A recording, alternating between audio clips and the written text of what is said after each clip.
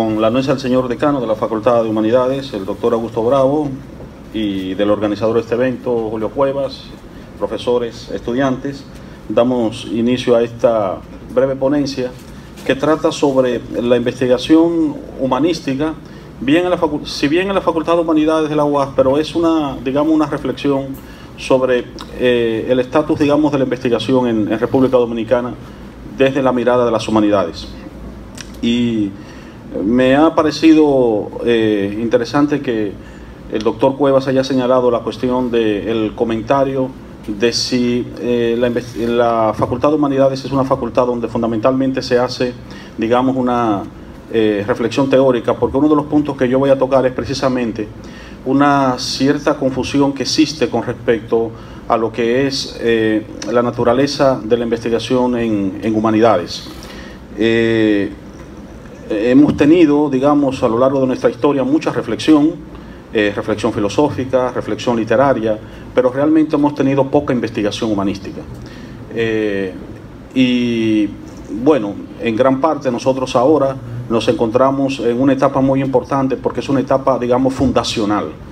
Una etapa fundacional porque la investigación requiere de una estructura, requiere de investigadores, requiere de unos recursos, requiere de unos espacios, y es, en estos momentos que estamos comenzando realmente a construir esos espacios que van a posibilitar que la investigación en el área de humanidades pueda desarrollarse. Entonces, bueno, sin más preámbulos voy a iniciar. La investigación humanística, tal como la entendemos en la cultura académica contemporánea, se encuentra en una fase inicial. Hemos tenido básicamente más reflexión filosófica, literaria, artística. Como ya he señalado en otro escrito, debemos distinguir la reflexión humanística como esfuerzo especulativo personal de la investigación humanística. La primera, la reflexión, es un acto intelectual no necesariamente transferible en conocimiento. La segunda, es decir, la investigación humanística, es un conjunto de prácticas cuyas destrezas se adquieren en el ejercicio mismo de ese quehacer y que es comunitario, enseñable, comunicable e intercambiable, aunque se inicie como un esfuerzo de reflexión personal. Fin de la cita. Todavía, en gran parte de la nación dominicana y podríamos decir de América Latina, contamos con mucha reflexión pero poca investigación. Continuamos adoleciendo de las siguientes deficiencias. A. Una gran parte de la producción intelectual es para sí misma, no produce un debate crítico. B. Existe un aislamiento generalizado de la labor académica en nuestro país. Existen pocos proyectos de investigación conjuntos entre nuestros profesionales y los del resto de América Latina, y pocos proyectos entre instituciones pertenecientes a distintos países de nuestro continente. C. Este aislamiento nos hace perder muchas veces el horizonte de problemas comunes. D. Carecemos de las estructuras y redes institucionales, o estas son muy débiles para posibilitar la interacción entre quienes trabajan en la disciplina. Me refiero a institutos de investigación, departamentos universitarios, etc. La característica fundamental de las comunidades que generan conocimiento en la actualidad es que sus integrantes son practicantes, es decir, expertos que han adquirido sus habilidades para producir conocimiento al ser iniciados por maestros en el oficio. A través de la relación maestro-discípulo, el joven estudiante se ve relacionando con la tradición, pero al mismo tiempo colabora con la construcción y sostenimiento de procesos de investigación que terminan conformando una nueva tradición. A través de esta relación, el estudiante se va convirtiendo en un nuevo practicante. Esto significa que además de aprender un oficio, el estudiante A. adquiere unos hábitos de pensamientos propios de su quehacer. B. interioriza unas técnicas de análisis y de escritura. C. incorpora una serie de valores con los que otorga sentido al mundo y que lo distingue, por ejemplo, del hombre de negocios. La investigación humanística, como la investigación científica, requiere de instituciones que sostengan el trabajo creativo. Aunque el investigador de humanidades posee un nivel de independencia personal en el proceso creativo que parece asemejarle con el poeta o el novelista, de ninguna manera queda exento del debate crítico, de la evaluación de sus pares, de las evaluaciones para las propuestas de investigación, de los acreditadores y de las redes de intercambio cognoscitivo. Salvo algunas honrosas excepciones, en la mayoría de nuestros países carecemos de las instituciones suficientemente desarrolladas y comprometidas con el fomento de estos procesos. Y es natural que la ausencia de los mismos contribuya, aunque no sea la única variable determinante de nuestra dependencia intelectual de Europa y Estados Unidos. La dependencia intelectual. Omar Astorga ha planteado, cito, durante la colonia se observa la fuerza que mostraron el escolasticismo y el tomismo en diversos ambientes intelectuales y religiosos. De modo semejante, en el período de la independencia, es notoria la influencia que tuvo el pensamiento filosófico de la Ilustración, de Hume a Rousseau. Asimismo, es visible en el tránsito hacia el siglo XX, donde se observa no solo la presencia de corrientes europeas, desde el existencialismo hasta el positivismo lógico, pasando por el marxismo, sino sobre todo la creación de facultades, escuelas e institutos. Fin de la cita. Como puede apreciarse en la cita anterior, la cultura filosófica en Latinoamérica se construye a partir de la herencia de los colonizadores españoles y por tanto de una primera etapa marcada por las ideas de las órdenes católicas, confrontadas luego por el espíritu iluminista y en el siglo XX por el positivismo. Nuestras instituciones se moldearon en torno a formadores educados en estas ideas, por lo que ha sido natural que una parte importante de nuestra reflexión y de nuestras interrogantes hayan estado dirigidas al estudio de los autores europeos y de sus preguntas. Todavía hoy es notable la cantidad extraordinaria de tiempo y esfuerzo que desde los estudios del tercer nivel se han dedicado a releer a los clásicos de la historia de la filosofía europea en comparación con los dedicados a abordar los autores y los problemas de la realidad latinoamericana. Uno puede notar, es sumamente llamativo, como por ejemplo los estudiantes en humanidades, en nuestras facultades, hacen tesis en literatura, en filosofía, fundamentalmente sobre autores europeos y problemas que fundamentalmente atañen a la realidad europea, y muy poco sobre nuestros propios problemas y sobre nuestros propios autores, ¿no? Esta situación comenzó a corregirse con la emergencia de lo que el pensador mexicano Guillermo Hurtado llama el modelo de la autenticidad, según el cual, cito, nuestro pensamiento sea resultado de una reflexión propicia, coherente con nuestra realidad social, cultural y personal. Fin de la cita. Esta exigencia no solo tenía un fin intelectual, sino también político. Implicaba una toma de conciencia crítica de la situación alienante de América Latina con respecto a los centros de poder de las metrópolis de Estados Unidos y de Europa. Entonces se produjo un importante punto de giro en la reflexión y la investigación filosófica y humanística de América Latina, dirigido a recuperar la periferia, una propuesta ontológica que se llamó filosofía de la liberación con respecto a la ontología opresora de la filosofía europea. Desde ese momento, un nuevo reto surgía para la investigación filosófica y la investigación humanística en nuestros continentes, de desarrollarse en torno a problemáticas y tratamientos propios. Una filosofía original que, como había planteado Leopoldo Sea, partiendo de las circunstancias de ser americano, no se reducía a ellas, sino que hacía filosofía americana como el griego ha hecho filosofía griega a pesar suyo. En las últimas décadas, una amenaza se cierne sobre este proyecto, así como contra todo proyecto de la investigación humanística. Me refiero al paradigma neoliberal de las universidades. Con el desarrollo paulatino de las sociedades postindustriales, se transformó también nuestra idea de la universidad como comunidad del saber para dar paso al criterio de la universidad como empresa. Por tanto, instituciones entrampadas en la dinámica del costo-beneficio. Como he escrito anteriormente, las consecuencias son las siguientes. El saber se subordina a la lógica del mercado. El estudiante se convierte en un cliente. El profesor en un vendedor.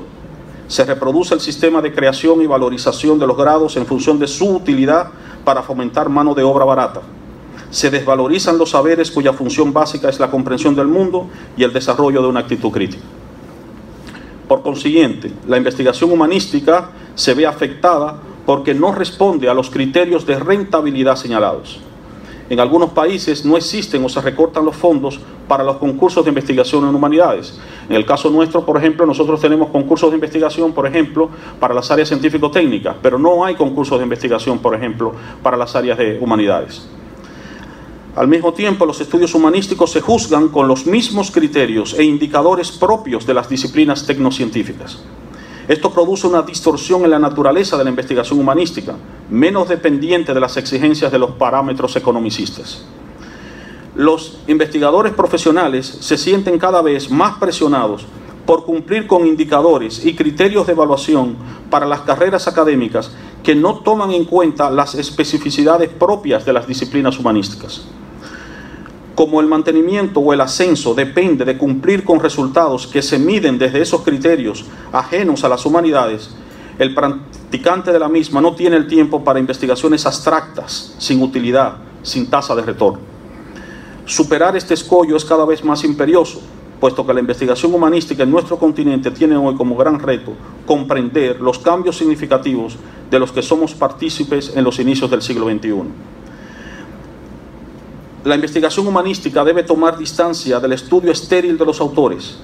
Quedan viejos problemas pendientes en nuestra tradición intelectual que deben ser abordados, como son un replanteamiento del problema de la identidad latinoamericana, la cuestión del autoritarismo como forma de vida y de relacionarnos con los otros, el mesianismo político, la noción ideologizada del progreso, los fundamentos filosóficos de la corrupción y de la violencia, la cosmovisión de los pueblos indígenas y su convivencia con las mentalidades modernas, las comunidades de conocimiento digital, la posverdad, la tensión entre la esfera pública y la esfera privada a partir de la emergencia de las redes sociales, las implicaciones políticas de la tecnociencia, el impacto de la revolución digital en el ejercicio de las humanidades, entre otros muchos problemas.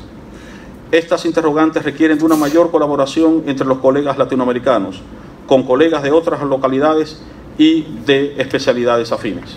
Muchas gracias. Primero felicitarte, serían 4. Primero felicitarte por tu escueta exposición, muy sustanciosa. Lo primero es, además de que el profesor cuando solicita ser profesor investigador en la universidad, fuera del desmonte que se le hace, si hay algún tipo, diríamos, de privilegio o de apoyo que se le da, ese es uno. Lo segundo es, conociendo lo precario de la dirección de investigación que tú diriges aquí en la facultad, ¿cómo te la estás ingeniando? ¿Precario en qué sentido? Vamos a aclarar esto, ¿eh? Precario de personal, simplemente una secretaria. Precario de tecnología, una sola computadora. Precario de económico, en todo el sentido de la palabra. No en el aspecto humano, porque tenemos un gran investigador dirigiendo dicha dirección. Entonces, desde esa precariedad que existe institucional, ¿cómo usted está apoyando a los profesores que son investigadores y que son aprobados? Y tercero, las investigaciones que están realizando los profesores, valga la redundancia, investigadores de la facultad, más o menos, ¿en qué ámbito están realizándolas? Muchas gracias. Bien, gracias por las preguntas, son muy interesantes, especialmente la última, que me permite un poco hablar un poco de la situación en la que nos encontramos.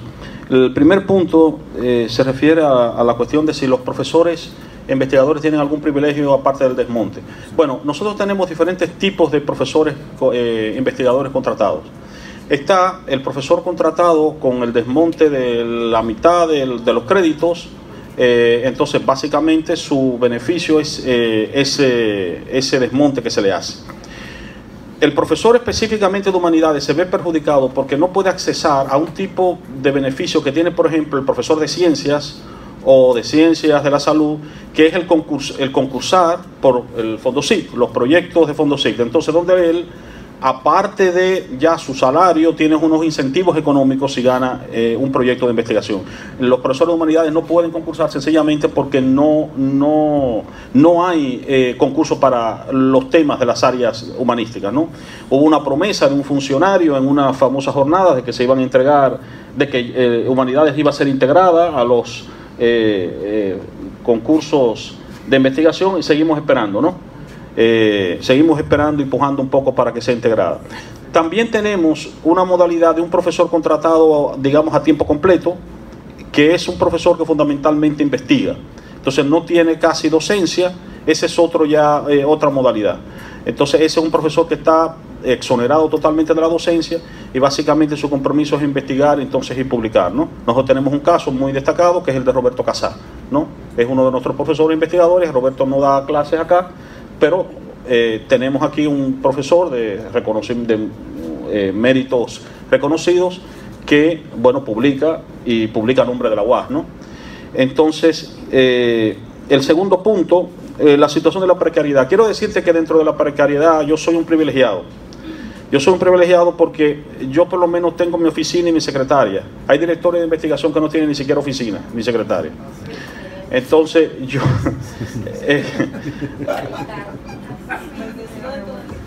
quiero decir que hasta no hace mucho tiempo no existía siquiera la unidad de la dirección de investigación. ¿Está claro? De hecho, el primer director de investigación que tuvimos en la facultad fue el doctor Manuel Matos Mosquete. Con él se funda el departamento. Porque lo que habían era directores de institutos que tampoco tenían espacio propio. Y entonces, bueno, investigaban, como se dice popularmente, a mano pelada, ¿no? En base a vocación. Esa falta de estructura es uno de los elementos a los que yo me refiero que requiere la investigación humanística. Es decir, la investigación en humanidades no es que un individuo vaya a la biblioteca de su casa a buscar los libros que él tiene ahí para comenzar a escribir, ni tampoco es un individuo que escribe bajo la iluminación de la musa. Es como una idea poética que hay del humanista, ¿no? O sea, el filósofo, el físico investiga, el químico investiga, pero el filósofo se inspira. Y el literato se inspira. No, el filósofo y el literato trabajan igual que el físico. Ahora, el físico requiere de laboratorios. Bueno, pero el filósofo, el historiador, requiere de centros de documentación, por ejemplo, que estén actualizados, que tengan suficiente información. Entonces, se requiere también de una estructura. Entonces, nosotros hemos carecido históricamente de esas estructuras para llevar a cabo la investigación, como también se requiere de esa cuestión de una comunidad de individuos que puedan hacer ese debate crítico sobre los problemas que abordan. Entonces, dentro de, repito, esa situación de precariedad, yo me siento un privilegiado porque, por ejemplo, cuento con el apoyo del decanato de la facultad para organizar los eventos que organizamos, los seminarios de investigación, y sobre todo también hay algo que yo tengo que destacar aquí, evidentemente, y es el espíritu de profesores de humanidades. Acaba de entrar uno de ellos, por ejemplo, el director de la Escuela de Letras, quien es uno de nuestros profesores investigadores. Tenemos a Omar aquí también, que es otro, Basilio Florentino, que se integrará ahora también a la plantilla, que son profesores que tienen una vocación por la investigación y que yo me aprovecho de ellos en el siguiente sentido. Yo les digo, pero ven acá, si tú investigas por vocación, pues vamos a contratarte. Y ya de por sí entonces puedo ganarme a esa gente para que se integre a la plantilla de investigación. Y hemos ido creciendo. Teníamos una plantilla que apenas tenía, en el momento que yo llegué, creo que alrededor de 6 profesores investigadores. Ya tenemos alrededor de 20 de profesores que están contratados a esa modalidad. Está claro, y tenemos un año y algo como con la dirección de investigación. Otro aspecto es también que nosotros ahora estamos comenzando también a tener ya una mayor reinserción con proyectos de investigación internacionales. Tenemos, por ejemplo, una profesora de psicología, Angelina Sosa, por ejemplo, que se ha logrado trabajar con una universidad norteamericana para ganar un proyecto de investigación donde estamos trabajando de manera conjunta. Y poco a poco estamos comenzando a ver ya profesores de humanidades que se están insertando en proyectos internacionales a base de una verdadera vocación por la investigación. Porque si tú te pones a pensar, por las condiciones que yo he descrito, no hay mucho estímulo, pero lo que sí hay es vocación, y yo creo que ese es el principal recurso que tenemos, ¿no? Y ahí es el que tenemos, digamos, el principal apoyo, más allá de las deficiencias que podamos tener de estructuras. Y todavía tenemos profesores en humanidades que realmente están comprometidos con la universidad, más allá de la simple docencia. Y finalmente, bueno, ya comencé a responderte la última pregunta, las investigaciones que se están realizando. Bueno, tenemos ya investigaciones en el área de filosofía, que ha sido uno de nuestros fuertes, por el hecho de que yo lo atribuyo en parte, un elemento fundamental, es la Escuela de Filosofía inició un programa doctoral con la Universidad del País Vasco hace ya unos 15 años, y ese programa se ha mantenido constante, y es un ejemplo de lo que ocurre cuando nosotros sembramos una semilla y seguimos trabajándola, ¿no? Que genera unos frutos. Fruto de ese programa doctoral han salido alrededor de 5 o 6 premios nacionales de ensayo y están saliendo los profesores investigadores del área de filosofía, ¿no? Y que es la función que tiene que tener el posgrado. Esa es otra crítica que no la toqué aquí, pero que cada vez que puedo la señalo. Yo digo, nuestra universidad, nosotros tenemos un serio problema. Lo más importante no lo valoramos, y otra cosa que la valoramos por la razón equivocada. Me refiero a, no se valora lo más importante, que es la investigación, pero al posgrado, que tiene importancia, se le valora por la razón equivocada. ¿Por qué por la razón equivocada? Porque usualmente se le valora porque genera recursos inmediatos, cuando el valor del posgrado es que ahí es que se forman los investigadores. Ese es el valor del posgrado. Y el ejemplo del doctorado de filosofía de la Universidad del País Vasco es un ejemplo. ¿Por qué nosotros estamos en la Facultad de Humanidades, en el área de filosofía, digamos, tenemos una zapata bien fuerte? Bueno, es porque tenemos ese doctorado. De ahí van surgiendo entonces nuestros escritores, nuestros investigadores, etcétera, ¿no? Entonces, pero no solamente tenemos la situación de filosofía, tenemos también la situación del Instituto de Investigaciones Lingüísticas. Ahí tenemos, por ejemplo, una investigación que está llevando a cabo ahora actualmente el doctor Gerardo Roa sobre el problema de la violencia en la cinematografía dominicana, que es un tema bastante también interesante, ¿no? Tenemos también una investigación de la profesora Ivette Guzmán. Por cierto, la profesora Ivette Guzmán ha sido escogida como la profesora del año de la Facultad de Humanidades. Será galardonada el próximo lunes en la ceremonia del año de la Vicerrectoría de Investigación, y que está trabajando una investigación en el área de literatura, ¿no? Trabajando con unas novelas. Pero también en psicología tenemos diferentes tópicos importantes que estamos abordando. Es decir, que estamos creciendo en cuanto a la generación de problemas y a la plantilla de nuestros profesores investigadores. Muchas gracias. Y yo también quiero felicitar al doctor Leonardo Díaz por su extraordinaria ponencia. Yo pienso, bueno, antes de nada decirle que mi nombre es Basilio Florentino. Yo pienso como que se está llegando el momento de que los profesionales tenemos que empezar a mojarnos más si queremos que la cosa cambie. Entonces, en ese sentido, yo realmente te felicito, ¿verdad? Porque se están planteando las problemáticas como son. No voy a hacer una pregunta, más bien es un comentario. Y parte del comentario tú lo abordaste dando respuesta a una de las preguntas del colega William. Es la desventaja que tenemos las humanidades, ¿verdad? Incluyendo educación, en el ámbito gubernamental en nuestro país, que los fondos que se dedican a investigación a nosotros no nos permiten presentar proyectos. Y la verdad es que eso es una desgracia nacional, lamentablemente. Sí, es bien cierto que ellos tienen sus laboratorios. Nosotros tenemos los centros de documentación, pero también tenemos el contexto social, sí, las investigaciones aplicadas, sí, ¿verdad? Eso definitivamente, vuelvo y repito, es una desventaja para nosotros. Pero también es una desventaja para nosotros, los profesores de esta universidad, que impartiendo 40 créditos, señores, y llevando tesis, ¿verdad? Tesis de investigación, que yo digo que una tesis mía es una investigación mía. Sin embargo, esta universidad no me lo reconoce como una investigación mía. No lo reconoce como una forma de poder descontarme a mí y descontarnos a los que somos asesores de tesis de un conjunto de créditos para que nosotros entonces nos dediquemos a esa labor. No, tenemos que hacer un proyecto de investigación. Además de los 40 créditos, además de la asesoría de tesis, tenemos que hacer un proyecto de investigación. ¿Qué está pasando con eso, señores? Que entonces, profesores como yo, vamos a dejar de asesorar tesis. Simple y llanamente, porque si eso no tiene ningún valor, fíjense que las tesis que yo asesoro, yo, concomitantemente con mis asesorados, publicamos artículos. Porque esas son las investigaciones que uno hace.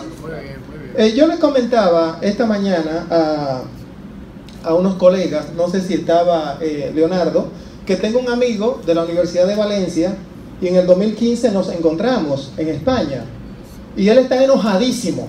Me dice: Basilio, de 9 créditos que llevaba en la universidad, ¿no?, crédito teórico, ahora me lo han llevado a 12. Y dime tú, ¿cómo yo voy a investigar ahora? Y me dice: seguro que en la República Dominicana es distinto. Digo: sí, claro, es distinto, pero yo no te lo puedo comentar porque te va a dar un infarto aquí. ¿Cómo yo le puedo decir a ese amigo mío que a mí me exigen 30 créditos y encima de eso me exigen que también investigue? Por eso ustedes ven que los profesores europeos todos los años sacan un libro, sacan 4 artículos, etcétera, etcétera, etcétera, y están produciendo conocimiento. Las universidades como la nuestra, que no dedique un espacio para que sus profesores se conviertan en investigadores, vamos a ser universidades consumidoras. ¿Consumidoras de qué? De las investigaciones que producen otras universidades, lamentablemente. Muchas gracias. Sí, lo que tú estás señalando realmente responde a un problema estructural, ¿no?, de la universidad, que tiene que ver con el sistema de contratación profesoral. Cuando tú hablabas, te referías al profesor que tenía 12 créditos, ¿no?, 9, que le subieron a 12, pero lo que él tiene es un sistema de contratación a tiempo completo que establece cuántas horas él va a dar de clase, cuántas horas él va a dedicar a la investigación, cuántas tesis va a asesorar, y su promoción en la carrera académica va a depender precisamente de las tesis que asesora, de los artículos que publica, etcétera, etcétera.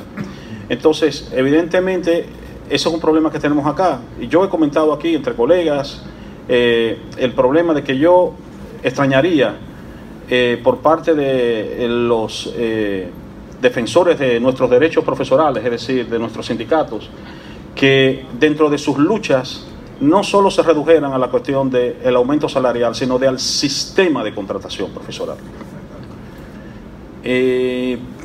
Mientras eso no se ponga en agenda, nosotros nos pasaremos la vida peleando porque nos aumenten 10%, que se lo va a comer la inflación, etcétera, pero realmente la cuestión estructural va a seguir, esa que tú has señalado.